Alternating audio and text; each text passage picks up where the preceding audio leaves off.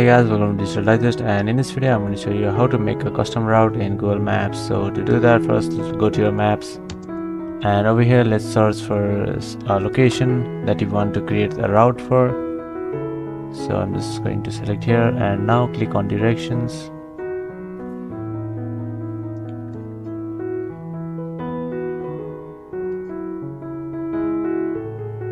Please follow the steps given in the video. Let's add our first location and click on options.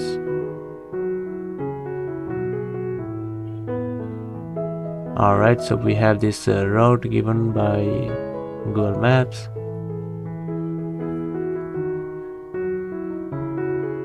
So there you go. All you have to do is drag this destination icon and set wherever you want.